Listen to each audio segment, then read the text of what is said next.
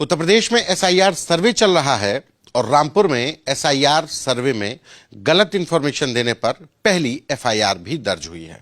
और इस एफआईआर के साथ सवाल खड़े हो गए कि जो लोग देश से बाहर नौकरी कर रहे हैं उनका क्या होगा। ऐसे तमाम सवालों पर जवाब देने के लिए हमारे साथ उत्तर प्रदेश के मुख्य निर्वाचन अधिकारी नवदीप रिंडवा जी हैं। सर, पहली एफआईआर जो एसआईआर सर्वे में गलत इंफॉर्मेशन को दी, क्या फैक्ट्स ऐसे पाए जिसमें एफआईआर हुई है? क्या उस फॉर्म में गलती पाई गई? देखिए, रिपोर्ट अभी हमने मांगी है रामपुर से, अभी आई नहीं हमारे पास। तो जो भी मीडिया में समाचार आए हैं उसी के जानकारी हमें भी है कि 2 निर्वाचक जो विदेश में रह रहे हैं उनके जब एन्यूमरेशन फॉर्म्स गए तो उनके परिवार के लोगों के द्वारा साइन करके उसे दे दिया गया। तो मैं ये बताना चाहूँगा कि ऐसे उत्तर प्रदेश के नागरिक जो शिक्षा की वजह से या नौकरी की वजह से विदेशों में रह रहे हैं, उनके लिए 2011 में एक अमेंडमेंट हुआ था रिप्रेजेंटेशन ऑफ पीपल एक्ट में, और धारा 20 का जोड़ी गई थी और एक कैटेगरी ऑफ निर्वाचक बनाया गया था जिसको बोलते हैं ओवरसीज इलेक्टर्स या प्रवासी निर्वाचक। ऐसे लोगों को फॉर्म 6 क भरना पड़ता है और फॉर्म 6 क भरने के लिए उनको अपना पासपोर्ट और जिस देश में गए हैं उसका जो वीज़ा मिलता है उसकी डिटेल्स भरनी होती है। और ये जो वोट बनता है ये उसी क्षेत्र में बनता है जहां उनका एड्रेस दिया गया है पासपोर्ट में, उसी क्षेत्र के पोलिंग स्टेशन में उनका वोट बनता है। और एक अलग सेक्शन बनता है उस वोटर लिस्ट में, ओवरसीज इलेक्टर्स के नाम से सबसे आखिरी सेक्शन होता है। और ऐसे वोटर्स को एपिक नहीं मिलता, बल्कि जब भी चुनाव होते हैं तो उनको फिजिकली आना पड़ता है अपने पोलिंग स्टेशन पे, वोट डाल सकते हैं वो लोग क्योंकि वो यहाँ के सिटीजन हैं। और एपिक की जगह उनको अपना ओरिजिनल पासपोर्ट लाना होता है अपनी पहचान साबित करने के लिए। तो अभी इस समय भी फॉर्म 6 का लोग भर सकते हैं, ऑनलाइन भी भर सकते हैं, ऑफलाइन भी भर सकते हैं। और ये फिजिकली भी फॉर्म 6A भर के इलेक्टोरल रजिस्ट्रेशन ऑफिसर को दिया जा सकता है, डाक द्वारा भी भेजा जा सकता है और इंटरनेट के माध्यम से ऑनलाइन तरीके से भी इसको भरा जा सकता है। लेकिन जिस फॉर्म 6A की आप बात कर रहे हैं, तो वो जो आदमी विदेश में है तो उसके परिवार की तरफ से भरा जा सकता है उस फॉर्म को? नहीं, भरा तो स्वयं के द्वारा ही जाएगा। और इसमें आज की तारीख में उत्तर प्रदेश में 1533 इतने ओवरसीज इलेक्टर्स हमारी वोटर लिस्टों में हैं। और सबसे ज़्यादा लखनऊ में है, गौतम बुद्ध नगर में है, बाकी कुछ ज़िलों में थोड़ी थोड़ी संख्या में है। इसकी जानकारी और हम प्रचार प्रसार कर रहे हैं ताकि, क्योंकि संख्या ज़्यादा होगी ऐसे लोगों की जो उत्तर प्रदेश के हैं, सिटीज़न है भारत के, लेकिन बाहर जॉब कर रहे हैं या बाहर पढ़ रहे हैं और उन्होंने दूसरे देश की नागरिकता नहीं ली है। ऐसे सब लोगों को फॉर्म 6 से भरना चाहिए और फॉर्म 6 से भर के ओवरसीज इलेक्टर्स के रूप में अपना नाम यहाँ की मतदाता सूची में दर्ज कराना चाहिए। लेकिन जब परिवार भर नहीं सकता है तो जो विदेश में व्यक्ति रह रहा है वो कैसे अपना भरेगा? ऑनलाइन व्यवस्था के जरिए कैसे भरेगा?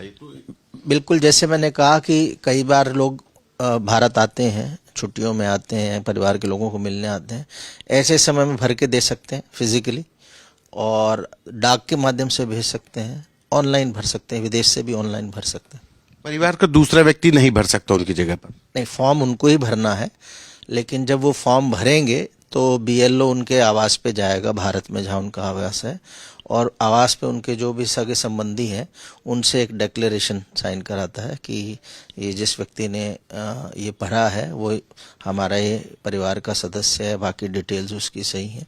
सो एक डिक्लेरेशन परिवार के लोगों द्वारा ली जाती है, लेकिन फॉर्म उस व्यक्ति को स्वयं भरना होता है।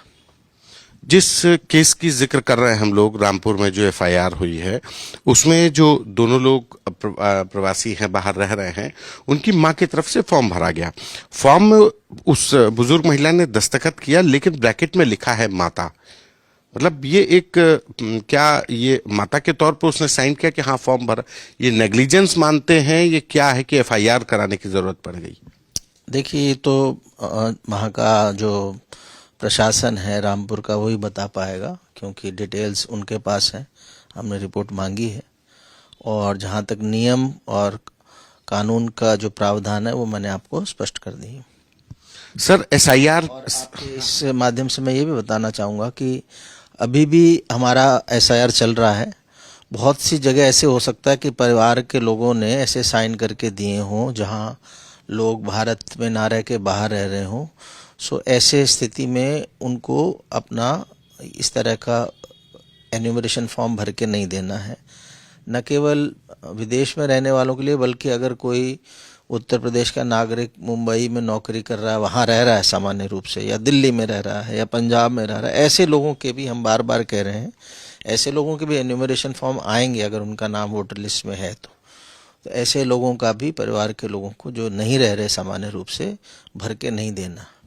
जो लोग विदेश में नहीं रह रहे हैं लेकिन उत्तर प्रदेश से बाहर या अपने जिले से बाहर कहीं और रह रहे हैं, वो फिर कौन सा फॉर्म भरेंगे?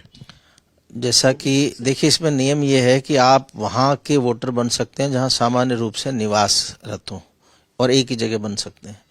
तो अगर जहाँ भी आप नौकरी कर रहे हैं तो सामान्य रूप से आप वहीं रह रहे हैं जहाँ आप नौकरी कर रहे हैं, तो फिर आपका ये अधिकार नहीं है कि आप अपने पैतृक गांव में जहाँ ज़मीन है या पुरखे हैं वहाँ आप वोट बनाएं। बहुत लोग चूँकि प्रधानी के इलेक्शंस के लिए जो चुनाव लड़ रहे होते हैं वो बनवाना चाहते हैं, अपना इंटरेस्ट रहता है। कई बार लोगों का भी खुद इंटरेस्ट, वो सोचते हैं कि हमारा गांव से कोई नाता बना रहे, लेकिन कानूनन उनको ऐसा नहीं करना चाहिए। कानूनन जहाँ रह रहे हैं, सामान्य रूप से जहाँ नौकरी कर रहे हैं, वहीं उनको वोटर बनने का अधिकार है और वहीं उनको वोटर लिस्ट में अपना नाम डलवाना चाहिए। एसआईआर सर्वे की बात कर लें। एसआईआर सर्वे में ग्राउंड पे ये कहा जा रहा है कि अब फॉर्म मिलना बंटना बंद हो गए हैं। फैक्ट क्या है? जबकि निर्वाचन आयोग की तरफ से तो 11 तारीख दे दी गई है, लेकिन लोगों के बीच में एक बड़ी है कि अब फॉर्म नहीं मिलेंगे, अब जमा नहीं होंगे, ऐसी बातें चल रही हैं। नहीं, ऐसा सही नहीं है। 11 तारीख तक कोई भी मतदाता फॉर्म भर के दे सकता है। हालांकि अब बहुत कम संख्या में लोग बचे होंगे जिनका फॉर्म उनको मिला नहीं होगा या मिलने के बाद उन्होंने दिया नहीं होगा। तो अभी तो समय है, हमारा आज 8 तारीख है, हमारे 4 दिन पड़े आज को मिला के। तो सभी मतदाता और राजनीतिक दलों से हमारा आग्रह है कि आप अपने क्षेत्र के बीएलओ का सहयोग करें और जहां वोटर्स अवेलेबल हैं उनके फॉर्म भर के अवश्य बीएलओ को दे दें। एक चीज ये कि अभी तक कितना फॉर्म भरना बाकी है, टोटल जो वोटर्स हैं उसमें कितना फॉर्म बाकी है, और अभी ये बढ़ेगा तो टोटल 100% हो पाएगा? अभी हमारा जो सुबह की रिपोर्ट थी 96% से ज़्यादा का वोटर्स का जो डिजिटाइजेशन का काम हो गया, और इसमें हमारा लगभग 80% वोटर्स ने फॉर्म भर के दे दिए हैं, और लगभग 17% के आसपास अभी हमारे ऐसे वोटर्स हैं जिनका फॉर्म अनकलेक्टेबल की श्रेणी में आया है। अनकलेक्टेबल का मतलब कि या तो मृतक हैं, या वो परमानेंटली शिफ्ट कर गए हैं, या वो क्षेत्र में मिले नहीं हैं, या उनका नाम ऑलरेडी कहीं और है इसलिए वो भरना नहीं चाहते। तो लगभग 17% अनकलेक्टेबल की श्रेणी में है। हालांकि ये अभी 4 दिन और है, फिगर्स थोड़े बहुत चेंज होंगे, बट मोटा मोटा हम कह सकते हैं कि 96.5% के आसपास आज सुबह तक हमारा जो काम था वो हो गया था। एक सवाल ये कि बहुत आशंकाएं चल रही हैं कि करोड़ों में मतदाताओं के वोट कटेंगे, और ऐसे तमाम के 1 करोड़ से अधिक, कितने अंदाजा अभी तक लग रहा है कि जो डबलिंग हुई है या लोग शिफ्ट हो गए हैं, कितना अभी तक? क्योंकि पैरेलल में आप लोगों को ये भी एक काम चल ही रहा है।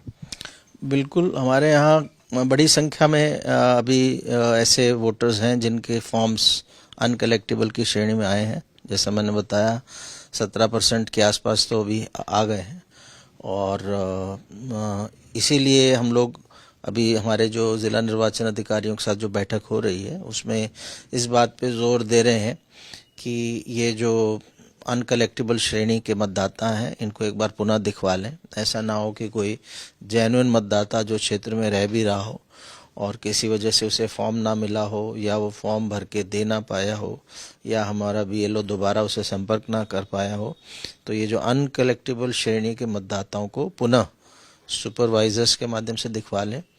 और इस अनकलेक्टेबल जो श्रेणी है इसकी श्रेणीवार जो मतदाता जिनके फॉर्म नहीं आ पाए उनका लिस्ट बना के हर पोलिंग स्टेशन पर बीएलओ और राजनीतिक दलों द्वारा नियुक्त बूथ लेवल एजेंट्स इनकी बैठक होगी और ये लिस्टें उन राजनीतिक दल के बीएलएस को दी जाएगी ताकि वो भी अपनी संतुष्टि कर लें कि उस बूथ में कहीं उनके समर्थकों के वोट ना कट गए हों, रह ना गए हों। तो अभी हमारे पास समय है और हो सकता है कि जो संख्या हमारी चूँकि अन्य कलेक्टिबल्स की ज़्यादा है, इसमें हम समय जो एसआईआर का गणना फेज का बढ़ जाए। मतलब ये जो 11 तारीख की तारीख है इसको बढ़ा भी सकते हैं? ये बढ़ा सकते हैं क्योंकि हम चाहेंगे कि जितने हमारे ऐसे मतदाता अनकलेक्टिबल में आ गए किसी कारण से, उनको हम एक बार फिर से अच्छे से दिखवा लें, राजनीतिक दलों के बीएलएस भी देख लें ताकि जब हमारी ड्राफ्ट वोटर लिस्ट छपे तो कम से कम ऐसे केसेस बचें जो जिनके नाम आने चाहिए थे ड्राफ्ट में और किसी वजह से नहीं आ पाए।